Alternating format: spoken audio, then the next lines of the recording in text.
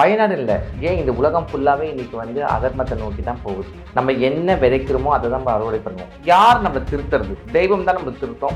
பஞ்சபூதங்களுக்கு நம்ம பதில் சொல்லி தான் ஆகணும். இன்னைக்கு இதெல்லாம் பார்க்கும் பொழுது எங்களுக்கு நாங்கள் அதை பார்க்கும் பொழுது அது எங்களுக்கு ஒரு பெரிய விஷயமா தெரியாது. ஏன்னு கேளுங்களேன், ஸ்ரீ ராமர் கும்பாபிஷேகம் நடக்கும் போது நான் தான் சொன்னேன் ஃபர்ஸ்ட். ராமர் உட்கார்ந்த உடனே எங்கெங்க அதர்மம் இருக்கோ அங்கெல்லாம் தர்மம் நிலைக்கும். அவரோட அம்புக்கு எல்லாரும் பதில் சொல்லிதான் ஆகணும்னு சொல்லிட்டு ஒரு கர்ப்பிணி யானை, அந்த யானை ஒரு பைனாப்பிளில் வெடிமருந்து கொடுத்து அது சாப்பிட்டு அந்த வாய் வெடிச்சு, நல்லா புரிஞ்சுக்குங்க, அது வாய் வெடிச்சு சாதாரணமாக சாகலை. அது போயிட்டு அங்கே இருக்கிற ஏரியில் நின்று 4 நாளாக அந்த ஏரியில நின்று உயிரை விட்டுருக்கு.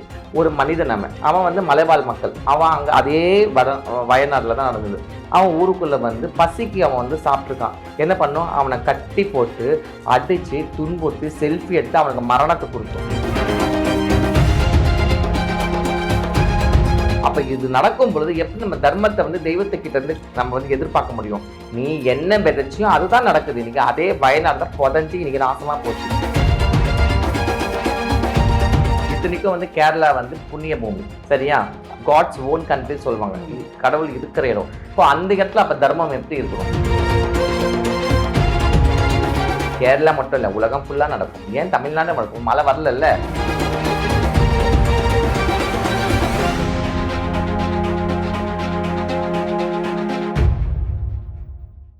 வணக்கம்மா. வணக்கம்ப்பா.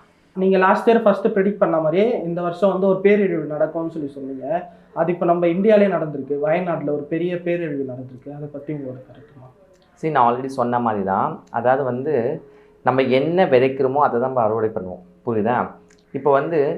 இப்போ வயநாட்டில் பார்த்திங்கன்னா வயநாடு இல்லை, ஏன் இந்த உலகம் ஃபுல்லாகவே இன்றைக்கி அதர்மத்தை நோக்கி தான் போகுது. கரெக்ட் தானே? தர்மத்தை நோக்கி எதுவுமே கிடையாது. ஏன்னா நம்ம முன்னாடிலாம் இல்லை, ஏதாவது ஒரு நியூஸ் தான் துர்மரணங்கள் வரும், இல்லை ஒரு ஆக்சிடென்ட் கேஸ் வரும், இல்லை யாரோ சூசைட் பண்ணிடுவாங்கன்னு சொல்லுவாங்க. என்ன ஆனால் இல்லை யாராவது கொலை பண்ணலாம். இப்போ நம்ம காதில் கேட்குறது பெரிய அபூர்வமாக இருக்கும், பெரிய ஒரு விஷயம். அதெல்லாம் ஐயோ கொலையா, ஐயோ அந்த ஏரியாவில் இப்படி பண்ணிட்டாங்களே, அதெல்லாம் ஒரு பெரிய ஃப்ளாஷ் நியூஸாக இருக்கும். கரெக்ட் தானே?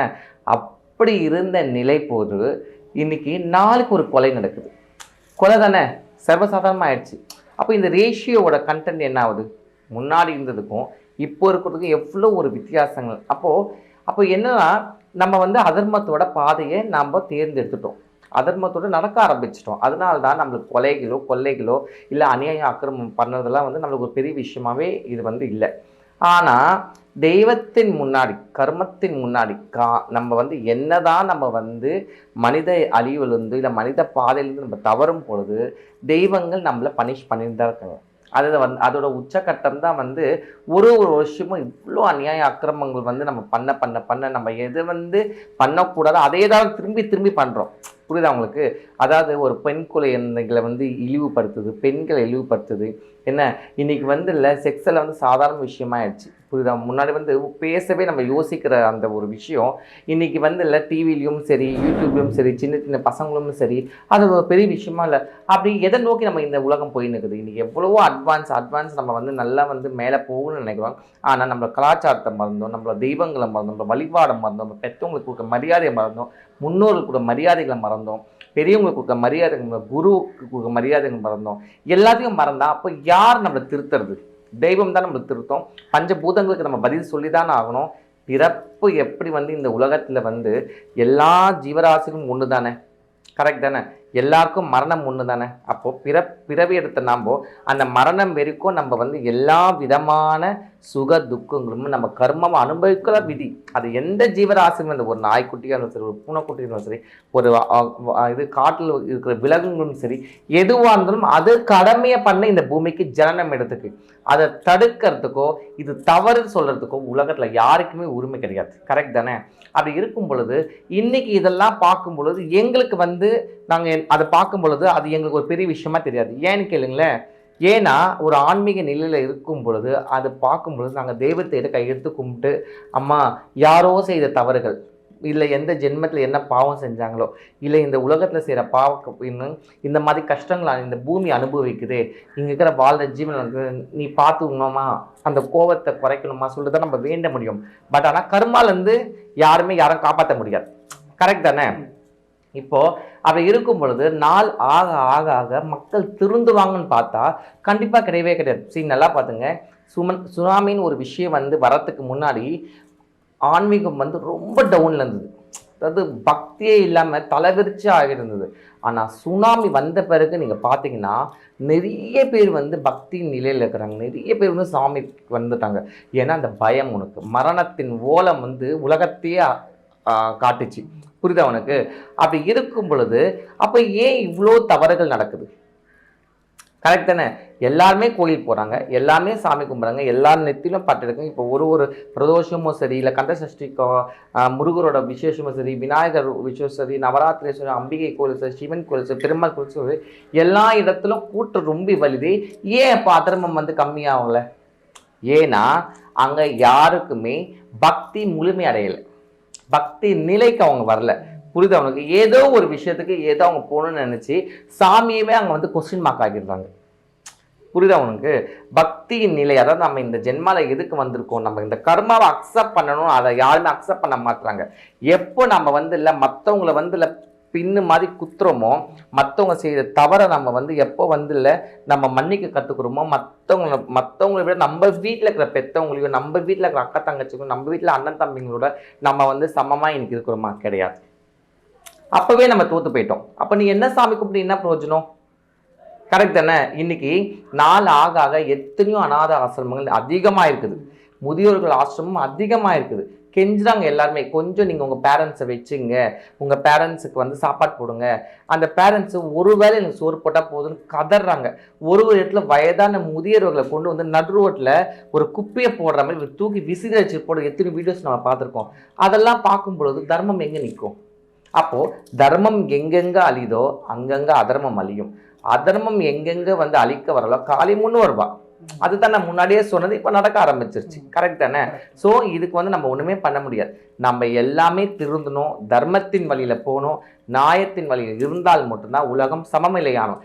இல்லைன்னா உலகம் அழிஞ்சு இன்னும் இதை விட கேடாக வரும், இதை விட ரொம்ப மோசமான நிலையாகவும், இதை விட சர்வ நாசமும் ஆகும். இப்போ நீங்கள் ஃபர்ஸ்ட் இது எப்படிமா ப்ரிடிக்ட் பண்ணுவீங்க? சரி, ஆக்சுவலி இப்போ இது கலியுகம் போயின்னு இருக்கு. சரியா? எப்பவுமே நம்ம ஒரு வருஷத்துலையுமே தெய்வங்களோட அனுகூலம் பார்த்துருவோம் எப்படி இருக்கும்னு சொல்லிட்டு. அதன்படி தான் நான் ஆல்ரெடி சொல்லியிருந்தேன், இந்த வருஷம் ரொம்ப இருக்கும். அதே மாதிரி ஸ்ரீராமர் கும்பாபிஷேகம் நடக்கும்போது நான் தான் சொன்னேன் ஃபர்ஸ்ட்டு. ராமர் உட்கார்ந்த உடனே எங்கெங்கே அதர்மம் இருக்கோ அங்கெல்லாம் தர்மம் நிலைக்கும். அவரோட அம்புக்கு எல்லாரும் பதில் சொல்லி தான் ஆகணும்னு சொல்லிட்டு. ஏன் இதை சொல்கிறேன்னா நல்லா புரிஞ்சுங்க. இதே வயநாட்டில் ஒரு சம்பவம் நடந்தது. நம்ம எல்லாருமே வேடிக்கை தான் பார்த்தோம். ஒரு கர்ப்பிணி யானை, அந்த யானை பசிக்காக ஊருக்குள்ளே வந்திருக்கு. நல்லா புரிஞ்சுக்குங்க, நம்ம இருக்கிற இடத்துல அது வரல, அதுங்க வாழ்கிற காட்டுக்குள்ளேயும் அதுங்க வாழ்கிற இடத்துலையும் நம்ம ஆக்கிரமம் பண்ணிட்டோம். அதுங்களுக்கு போக்குறது இல்லாமல் அதுங்களோட வழியில் நாம் போயிட்டு குறுக்க நின்று நம்ம வீடு வாசல் கட்டிக்கின்னு நம்ம ஃபேக்ட்ரி கட்டிக்கின்னு இருக்கிற அநியாயம் ஆக்கிரமம் எல்லாமே பண்ணிங்கன்னா அதுங்க எங்கே போவோம்? அந்த மாதிரி அது வந்திருக்கவங்க ஒரு பைனாப்பிளில் வெடிமருந்து கொடுத்து அது சாப்பிட்டு அந்த வாய் வெடித்து, நல்லா புரிஞ்சுக்கிங்க, அது வாய் வெடித்து சாதாரணமாக சாகலை. அது போயிட்டு அங்கே இருக்கிற ஏரியில் நின்று 4 நாளாக அந்த ஏரியிலே நின்று உயிரை விட்டுருக்கு. அப்போது ஏன் அந்த ஏனை 4 நாள் அங்கே போய் நின்றுருக்கு? அது ஏதாவது காட்டுக்குள்ளே போய்க்கலாமே, இல்லை வேற எங்கேயாவது போய் நின்றுருக்கலாமே. அப்போ ஏதோ ஒரு சூக்ஷ்மம் நிலை அங்கே அதுக்கு தெரிஞ்சிருக்கு. புரியுது உனக்கு? இதே ஒரு புராணத்தில் கூட ஆயிருக்கு, ஞாபகம் இருக்கா? ஒரு மகாவிஷ்ணுவோட சாபத்தால் ஒருத்தர் பூலோகத்து வரார். அவர் ஏனையாக பிறக்கிறார் மறு ஜென்மத்தில். என்ன, அந்த ஏனையாக பிறக்கும் பொழுது அவர் தினைக்கும் நித்தியமான விஷ்ணு சகஸ்ரநாமம் சொல்லி அந்த காலையில் அந்த பாராயணம் பண்ணுவார். அப்போ அந்த நதியில் போய் குளிக்கும் பொழுது முதல்ல அவர் காலை பிடிச்சிடும். இந்த ஸ்டோரி எல்லாருக்குமே தெரியும். நம்ம இதிகாசங்கள்லையும் புராணங்களையும் நம்ம இப்போதான் நம்ம மேற்கோடு காட்டி நம்ம பார்த்தாதான் நம்மளுக்கு அறிவு ஞான கண்ணு திறக்கும். சரியா? அப்படி இருக்கும் பொழுது அப்போது அந்த என்ன பண்ணுது, அந்த முதல்ல காலை பிடிச்சிடுது. காலை பிடிச்சுன்னா அந்த ஏனை வந்து கதறுது, மகாவிஷ்ணுவை நினச்சி கூப்பிடுது. அப்போ மகாவிஷ்ணு என்ன பண்ணுறாரு, உடனே வந்து அந்த அந்த முதலையோட தலையை துண்டித்து அந்த ஏனையை வந்து அவர் வந்து காப்பாற்றுறாரு. புரியுதா? அப்படி எதுக்காக சொல்கிறேன்னா, அப்போ அந்த நதியில் வந்து பஞ்சபூதங்கள் அடங்கியிருக்கு. அப்போ அந்த ஜீவராசிகளுக்கு தெரியுது பஞ்சபூதங்கள் நதியில் வந்து அந்த தபஸ் மாதிரி தபம் இருந்தது இறந்துருக்கு. புரியுதா உங்களுக்கு? அதுதான் உண்மை, அது இறந்துருக்கு. அப்போ தெய்வங்கள் வந்து கண்டிப்பாக பதில் சொல்லி தானே ஆனோம். அது நீயே கேட்டாலும் சரி, நான் கேட்டோம், நல்லா புரிஞ்சுங்க. 4 நாள் அது பச்சை தண்ணி அருந்தாமல் எந்த சாப்பாடு சாப்பிடுமோ ஒரு கர்ப்பிணி, ஒரு தாய் அவர். அந்த சிசு என்ன பாடுபட்டிருக்கும், அது என்ன பாவம் பண்ணுச்சு. ஒரு பைனாப்பிள் எவ்வளோ மிஞ்சி பண்ண ஒரு 20 ரூபாய் இருக்குமா, இல்லை ஒரு 50 ரூபாய் இருக்குமா, சொல்லுங்கள் பார்ப்போம். அது சாப்பிட்ட பாவத்துக்கு அவ்வளோ பேர் வெடி மருந்து கொடுத்து அந்த சிசுவும் சேர்த்து வந்து சாவடிச்சிங்க. அதோட பாவம் எங்கே போவோம் சொல்லுங்கள்? சரி மிருகத்துக்கு தான் அந்த மாதிரி பண்ணுறீங்கன்னு பார்த்தா, ஒரு மனிதன் அவன் வந்து மலைவாழ் மக்கள், அவன் அங்கே அதே வயநாட்டில் தான் நடந்தது. அவன் ஊருக்குள்ளே வந்து பசிக்கு அவன் வந்து சாப்பிட்ருக்கான். என்ன பண்ணணும், நம்ம வந்து போதிக்கிறோம், எல்லாருக்குமே அன்னதானம் போடுங்க, எல்லாருக்குமே சாப்பாடு போடுங்க. ஆனால் யாராவது நம்ம பண்ணுறோமா? கிடையாது. என்ன பண்ணோம், அவனை கட்டி போட்டு அடித்து துன்புறுத்தி செல்ஃபி எடுத்து அவனுக்கு மரணத்தை கொடுத்தோம். அப்படி இருக்கும் பொழுது உலகத்தில் எப்படி வந்து அநியாய அக்கிரமம் இல்லாமல் இருக்கும்? அப்போ இது நடக்கும் பொழுது எப்படி நம்ம தர்மத்தை வந்து தெய்வத்துக்கிட்ட இருந்து நம்ம வந்து எதிர்பார்க்க முடியும்? நீ என்ன விதைச்சியோ அதுதான் நடக்குது. இன்றைக்கி அதே வயநாடு தான் புதஞ்சி இன்றைக்கி நாசமாக போச்சு. புரியுதா அவனுக்கு? பட் இருந்தாலும் வந்து ஒரு பூமிக்கு வந்து அந்த இழப்பு வந்து ரொம்ப அதிகம் தான். கரெக்ட் தானே? ஏன்னா யாரோ ஒருத்தர் செஞ்ச தவறுக்காக யாரோ வந்து பழிபாவம் இருக்குன்னு சொல்லி நீங்கள் கேட்கலாம். எதுக்காக சொல்கிறேன்னா, இதே கண்ணகி நம்ம அப்போ வந்து எக்ஸாம்பிளே எடுக்கணும். இப்போ மதுரை கண்ணகிக்கு வந்து அரசன் வந்து ஒரு தவறு செஞ்சுட்டான். கோவனோட தலையை துண்டிச்சுன்னா விசாரணையே இல்லாமல் மதுரை என்ன பண்ணான், அந்த அம்மா என்ன பண்ணான், கண்ணகி வந்து அந்த மொத்த ஊரையும் எரிச்சு சாம்பல் ஆக்கினான். அப்படின்னா என்ன அர்த்தம்? யார் ஒருத்தன் தவறு அந்த நிலையில பண்ணாலும் அதோட தண்டனை எல்லாருக்குமே சுற்றி வளைச்சி வரதான் செய்யும். கரெக்ட் தானே? அப்படி எரிச்சு சாம்பலாக்கணும். சாம்பலாக்குறது மட்டும் இல்லாமல் அந்த அம்மா என்ன பண்ணா, அந்த அம்மா வாழ்ந்தாங்க பற்றி அந்த சந்து மட்டும் அதை மட்டும் விட்டுட்டு இருக்கிற பசுமாடுங்களுக்கும் எதுவுமே ஆகக்கூடாது சொல்லிட்டு அந்த அம்மா தீக்கு இறக்கின மதுரையை. இன்னைக்கு நம்ம கண்ணகின்னு பார்த்தா ஒரு பயம்தான், ஐயோ அந்த அம்மா வந்து உரி எரிச்சிட்டு போனா சொல்லிட்டு. ஸோ எதுக்காக இதெல்லாம் மேல்கூட காட்டுறோன்னா, இதெல்லாம் வந்து நம்ம வந்து புராணங்கள் தான் இருக்குது, இது வரைக்கும் எல்லாமே நினச்சிருக்கோம். ஆனால் தெய்வம் இன்னைக்கு கண்ணு முன்னாடி காட்டி இருக்குது. இதுக்கு நம்ம என்ன பதில் சொல்ல போகிறோம்? இது நம்ம என்ன ஆக்ஷன் எடுக்க போகிறோம்? இது நம்ம என்ன திருந்த போகிறோம்? கிடையாது. புரியுதா உங்களுக்கு? ஸோ எல்லாமே மனம் மாற்றணும், ஹியூமனிட்டி வரணும். மனிதாபிமானம் இன்னைக்கு இல்லை. மனிதாபிமானம் இல்லைன்னா உலகம் நாசமாக தான் போகும். இது வந்து இதுக்கு முடிவே இல்லாமல் ஆயிடும். புரியுதா உங்களுக்கு? அதனால இருந்தாலும் அங்கே போன அந்த ஜீவன்களுக்கு, அந்த ஆத்மாக்களுக்கு நான் வந்து பிரார்த்தனை பண்ணி அவங்களுக்கு முக்தி கொடுக்கணும், அந்த அம்மைக்கு வேண்டதான் முடியும். கரெக்ட் தானே? என்ன சொல்றீங்க? அதே மாதிரி எல்லா இடத்துலையுமே வந்து தர்மம் நிலைக்கணும். தர்மம் நிலைக்கணும்னா மனிதாபிமானம் கொஞ்சமாச்சு இருக்கணும். இன்னைக்கு மனிதாபம் இல்லைன்னா இந்த மாதிரி கோரத்தை நம்ம கண்ணில் பார்க்க தான் செய்வோம். இப்போ கர்மானால இந்த மாதிரி நடந்திருக்குமா? இப்போ கர்மா வந்து செஞ்சவங்க எல்லாம் அவங்களுக்கு அவங்களோட சுயநலத்துக்காக செஞ்சுருக்காங்க அது. ஆனால் இப்போ பிறந்த குழந்தைங்க, இப்போதான் வளர்ற குழந்தைங்க, அவங்களும் இதனால அதுக்கு தான் நான் மதுரை எக்ஸாம்பிள் காட்டிட்டேன். அதனால தான் கண்ணைக்கு எக்ஸாம்பிள் காட்டினேன். அப்போ அதுக்கு ஒன்றுமே சொல்ல முடியாது. ஒரு இடத்துல நீ பண்ண கர்மாக்கும் நீ அனுபவிப்ப, புரியுதா? மற்ற இடத்துல இருக்கிற பண்ண கர்மாவுக்கும் அந்த இடம் அனுபவிக்கும். இத்தனைக்கும் வந்து கேரளா வந்து புண்ணிய பூமி, சரியா? அதாவது காட்ஸ் ஓன் கண்ட்ரி சொல்லுவாங்க, கடவுள் இருக்கிற இடம். இப்போ அந்த இடத்துல அப்போ தர்மம் எப்படி இருக்கணும்? தர்மம் உச்சியில் இருக்கணும். ஏன்னா அனைத்து தெய்வமும் சக்தியின் உச்சக்கட்டத்தில் உட்கார்ந்துருக்கிற இடம் அது, புரியுதா? பட் ஆனால் அங்கே தான் நிறைய விஷயங்கள் இந்த மாதிரி அடிக்கடி நடந்துன்னு இருக்குது. கரெக்ட் தானே? ஏன்? அப்போ நிறைய விஷயங்கள் அங்கே தவறாக இருக்குதுன்னு தான் அர்த்தம். கரெக்ட் தானே? ஸோ அதெல்லாம் வந்து கண்டிப்பாக வந்து சரி பண்ணணும்னா தெய்வ நம்பிக்கை இருக்கணும், மனிதாபிமானம் இருக்கணும், சரியா? மற்றவங்களோட உயிரும் நம்ம உயிரோக்கு சமமான ஒரு நிலையில் இருக்கணும். உனக்கு நம்ம உயிர் தான் பெருசுன்னு இல்லை, இருக்கிற ஜீவராசி உலகத்தில் எத்தனை ஜீவராசி அம்பிகையால் படைக்கப்பட்டதோ, அந்த ஆதிசக்தியால் படைக்கப்பட்டதோ அத்தனை ஜீவராசியுமே நம்மளோட ஜீவராசி, நம்ம உயிர் எப்படியோ அந்த உயிரும் அதுக்கு முக்கியம். அதுக்கும் குடும்பம், குழந்தை, குட்டி எல்லாமே இருக்குது. இந்த பூமியில் எப்படி நம்ம வாழ வந்தோமோ அதே மாதிரி அந்த இதுவும் இந்த பூமியில் அது எந்த ஜென்மத்தில் என்ன கர்மாவும் அடிப்படையில் இந்த ஜென்மத்தில் அது பிறந்திருக்கு நமக்கு தெரியாது. கரெக்ட் தானே? அப்போது நம்மளுக்கு இருக்கிற மரியாதை அதுக்கும் நம்ம கொடுக்கணும். நம்மளால அதுக்கு உதவி பண்ண முடியாது, உபத்திரம் பண்ணக்கூடாது. கரெக்ட் தானே? அப்புறம் குத்துதே குறைதான் இந்த மாதிரி தான் ஆகும். இப்போ கேரளாவில் நடந்த மாதிரி தமிழ்நாட்டுக்கும் நடக்கிறதுக்கு உலகம் ஃபுல்லாக நடக்கும். கேரளா மட்டும் இல்லை, உலகம் ஃபுல்லாக நடக்கும். ஏன் தமிழ்நாடு நடக்கும்? மழை வரல. இப்போது முன்னாடிலாம் வந்து சம்மர் சீசன் எவ்வளோ ஹாட்டாக இருக்கும், அதுக்கப்புறம் மழை சீசனில் மட்டும் தான் மழை பெய்யும். ஆனால் இன்றைக்கி எப்படி இருக்குது? சைக்ளோனே மாறிடுச்சு. சைக்ளோனே மாறிடுச்சப்பா. காலையில் உச்சி வெயில் அடிக்குது, நைட்டில் கொட்டுன்னு கொட்டுதா இல்லையா?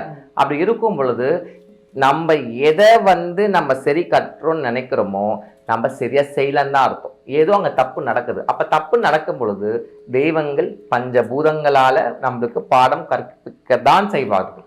அதை நாமவும் இந்த பூமியை ஏற்றுக்க தான் ஆகணும், வேறு வழி கிடையாது. இப்போ இது வந்து தொடர்ந்து நடக்காமல் இருக்குது, நம்ம என்ன மாசம் தொடர்ந்து நடக்காமல் இருக்கணும்னா எல்லாருமே மனிதாபிமானத்தில் நிற்கணும், தர்மத்தின் வழியில் நடக்கணும், தெய்வத்தின் பாதையில் போகணும், தெய்வ பக்தி இருக்கணும். பெற்ற தாய் தகப்பனும் சரி, நம்ம கூடுற உற்றார் உணவும் சரி, எல்லாருமே நம்ம எப்படி பார்க்கணுமோ அதேமாதிரி சமமாக பார்க்கணும். யாருக்குமே சிறுதலுக்கும் துரோகம் செய்யக்கூடாது. நம்ம ஏன் வந்து நிறைய பேர் தகன்னு ஃப்ரெண்ட்ஸ் வச்சுக்கிறோம்? தேவையே கிடையாது. நம்ம எதுக்கு வந்து நிறைய ஒரு சின்ன விஷயத்தை கூட பிரம்மாண்டமாக பண்ணணும், கடன் வாங்கி பண்ணணும், இல்லை அதை வந்து எடுத்து நம்ம வந்து வீடியோ எடுத்து அதை வந்து பெருசாக வந்து ஒரு மாயை வலையில் இருக்கிறோம்ல, இந்த மாயை வந்து விளக்கணும். இந்த மாயை வலையில் இருந்து இன்னைக்கு நம்ம வாழ்கிற வாழ்க்கை தான் நிஜமான வாழ்க்கை. இன்னைக்கு நம்ம சாப்பிட்டு தூங்குறோம்ல, இதுதான் நிஜமான வாழ்க்கை. நம்ம வீடு வாசல் தான் நம்மளுக்கு உத்தமமான வாழ்க்கை. நம்மளை சுற்றி இருக்கிறவங்க தான் நம்மளுக்கு சதம், நம்மளுக்கு உண்மையாக நம்மளுக்கு கை கொடுப்பாங்க. அதை நம்ம உணரணும். யாரோ ஒருத்தவங்க எங்கேயோ இருக்கிறவங்களுக்காக நம்ம போஸ்ட் பண்ணது, வீடியோ போடுறது, நம்ம சின்ன சின்ன விஷயங்களை வந்து இது பண்ணு, அதில் ஒரு பல லட்சம் பேர் தேவையில்லாமல் கமெண்ட்ஸ். அவன் ஊர் பேரு கூட தெரியாது, அவன் ஒரிஜினல் ஐடி கூட என்ன தெரியாது, அவன் யார் என்னன்னு கூட அவன் பாடு ஈஸ்வரி. இதெல்லாம் தான் கர்மா. இதெல்லாம் எத்தனையுமே கர்மா தான், அத்தனையுமே கர்மா தான். எந்த ஒரு விஷயத்த நம்ம தர்மத்தின் அடிப்படையில் இல்லாமல் அதர்மத்தின் வழியில் பண்ணும் பொழுது அத்தனையுமே கண்டிக்கத்தக்கதோ, அத்தனை பேருக்குமே கஷ்டங்கள் வரும், நஷ்டங்கள் வரும். இதில் எதுவுமே பண்ண முடியாது. அம்மா இப்போ மாந்திரிகம் அப்படின்னாலே தமிழ்நாட்டில் வந்துட்டு உங்களை தான், தமிழ்நாடுன்னு சொல்ல முடியாது, நம்ம தமிழில் இருக்கவங்க எல்லாருக்குமே உங்களை தான் ஃபஸ்ட்டு தெரியும். அப்படி இருக்கும்போது நீங்கள் இந்த மாந்திரிகத்துக்கு வரத்துக்கு எப்படிமா வந்தீங்க? சரி, மாந்திரிகம் வந்து நான் வரணும்னு எனக்கு தெரியவே தெரியாது ஃபஸ்ட்டு. ஏன்னா எனக்கும் இதுக்கு சம்மந்தமே இல்லை. சின்ன வயசுலேருந்தே நான் வந்து ஆன்மீகத்தில் ரொம்ப ஒரு ஈடுபாடு, அதுவும் காளினா எனக்கு ரொம்ப பிடிக்கும். ஆக்சுவலி வந்து நான் ஒரு நிறைய விஷயங்கள், நிறைய கஷ்டங்கள் நானே அனுபவிச்சு தான் இதுக்கு ஒரு தீர்வு கிடைக்காதா சொல்லிட்டு நம்ம தேடல் தான் இன்றைக்கி வந்து இந்த நிலையில் நான் உட்காந்துருக்கேன். ஸோ பத்ரகாளி வந்து சாதாரண தெய்வம் கிடையாது. சகல தெய்வதைகளும் அவளுள் அடக்கம் 5 ஐதீகம். சரியா? அதாவது உலகத்தில் இருக்கிற, ஏன் இந்தியாவில் இருக்கிற 54, இப்போ ஒரு புராணத்தில் 54 சக்தி பீடம்னு சொல்கிறாங்க, ஒரு புராணத்தில் 108 சக்தி பீடங்கள் சொல்கிறாங்க, ஒரு புராணத்தில் 64 சக்தி பீடங்கள் சொல்கிறாங்க. ஸோ அந்த மாதிரி அத்தனை சக்தி பீடங்கள் இருந்தாலும் இதில் நீங்கள் டாப் 4ன்னு சொல்லிடுவாங்க. அந்த டாப் 4ல் நீங்கள் வந்து கண்டிப்பாக நீங்கள் போய் பார்க்க வேண்டிய சக்தி பீடத்தில் கல்கத்தா காளியும், அசாமில் இருக்கிற காமாக்கியா தேவியும். அந்த தேவி ரொம்ப விசேஷமான தேவி. ஏன்னா இவங்க முழுக்க தாந்திரிக வழிபாடு, அதாவது மாந்திரிகத்தின் உச்சக்கட்டம். அதாவது எப்பேற்பட்ட நெகட்டிவோட வைப்ரேஷனோ, இல்லை செய்வனை, ஏவல், பில்லி, சூனியம், பேய், பிசாசு, நம்ம உலகத்தில் என்னென்ன அடிக்கனே போலமா அத்தனைக்குமே ஒரு புலி ஸ்டாப், ஒரு எண்டு கார்டு வைக்கணும்னா இந்த அம்மாவோட அனுகிரகம் இருந்தால் மட்டும்தான் அது முடியும், இல்லைன்னா ஒன்றுமே பண்ண முடியாது. ஸோ அப்பேற்பட்ட சக்தி கிட்ட நான் இன்னைக்கு உட்கார்ந்துருக்கேன்னா அந்த அம்மாவுக்கு செய்கிற அந்த பூஜையோட முறை தான், அந்த அம்மாவுக்கு செய்கிற பரிகாரங்கள், நிறைய பலிகள். ஸோ இதெல்லாம் வந்து முறைப்பட்டு செய்யும் பொழுது தெய்வம் நம்மளுக்கு அனுகிரகம் மட்டும் கொடுக்காது, பேரு புகழ் எல்லாத்தையும் உச்சக்கட்டத்துக்கு கொண்டு வந்துடும். அது மட்டும் இல்லாமல் நம்மளை தேடி வரவங்களுக்கும் நிறைய விஷயம் நடக்கும். அப்போது என்னென்ன இப்போ பத்ரகாளினாவே நம்ம வந்து ஸ்மசான பூஜை தான், அதாவது சுடுகாடு பூஜை தான். அப்போ அந்த மயானம் தான். ஏன் மயானத்தை அம்மா சூஸ் பண்ணா, எதனால காளி மயானத்தில் இருக்கிறான்னா நல்லா புரிஞ்சுங்க, இறப்பின் ரகசியமே அவ தான். இப்போது பிறவை எடுத்துட்டோம், இப்போ எத்தனையோ விஷயத்துக்கு நம்ம உள்ளே போய் பார்த்துட்டு வந்துடலாம், நம்மளுக்கு தெரியும். பட் ஆனால் இறப்பை நம்ம சந்திக்க முடியுமா? கிடையாது. ஆனால் இதே ஒருத்தன் ஆக்சிடென்ட் ஆகுறான், இதே ஒருத்தன் ஏதாவது வந்து ஒரு குத்துயிர கொலவீராக இருக்கலாம், இதே ஒரு நோய்வாய்ப்பட்டிருக்கான், அவன்கிட்ட போய் இறப்பை பற்றி கேட்டுப்பாரு. அவன் வந்து இல்லை, ஐயோ நான் பண்ணதெல்லாம் தப்பு, நான் இனிமேல்ட்டு ஒழுங்காக இருக்கணும். ஏன்னா அவன் அந்த மரணத்தின் வாசல் வரைக்கும் போயிட்டு திருப்பி வந்திருப்பான். புரியுதா? அவனுக்கு கன்ஃபார்ம் ஆகிடும், ஐயோ நம்ம வந்து அவ்வளோதான் முடிஞ்சு. ஆக்சிடென்ட் ஆகும்பொழுது தெரியும், ஐயோ முடிஞ்சிருச்சு, நம்ம அவ்வளோதான் உயிர். அந்த நடுக்கம் அவனுக்கு வந்திருக்கும், அந்த பயத்தோட ஓலம் அவன் காதில் கேட்டிருக்கோம். ஸோ அப்படி இருக்கும்போது அப்போ ஒரு வாட்டி இப்போ ஒரு நடக்கணுமே கிடையாது. அப்போ நம்ம மனிதனாக பிறக்கும் பொழுது இந்த மாதிரி தெய்வ சக்தியோடு சேரும் பொழுது, அதுவும் பத்ரகாளியோட வழிபாடில் இருக்கும்பொழுது நம்மளுக்கு முதல்ல வர்றது நம்ம மன தைரியம் தான். எதுக்குமே பயப்பட தேவையில்லை. எல்லாம் நீயே, எல்லாம் தேவியே சொல்லிட்டு நம்ம வந்து அவகிட்ட நெருங்கும் பொழுது எல்லா வித சகல சௌபாகியமும் அம்மா தடை இல்லாமல் கொடுத்துருவா. தடை இல்லாமல் கொடுக்குறது தான் என்ன அர்த்தம், கடைசி வரைக்கும் நம்மளுக்கு நல்ல ஒரு விஷயங்களையும் நல்ல ஒரு நண்பர்களையும் இல்லை நல்ல ஒரு பார்ட்னர்ஸையும் இல்லை நல்ல ஒரு வேலை வாய்ப்புலையும் நல்ல ஒரு வருமானத்தையும் நல்ல ஒரு வாழ்க்கையும் நம்மளுக்கு அள்ளி கொடுக்குற சக்தி பராசக்தி தான். ஸோ அதனால் என்னோட அனுபவத்தில் நான் என்ன அனுபவிச்சு வந்தனோ அதே தான் இன்றைக்கி நான் மற்றவங்களுக்கு சொல்லி கொடுக்குறதால நல்ல ஒரு பேர் புகழ் அம்மா எனக்கு கொடுத்துருக்கா. நன்றிம்மா. நன்றி.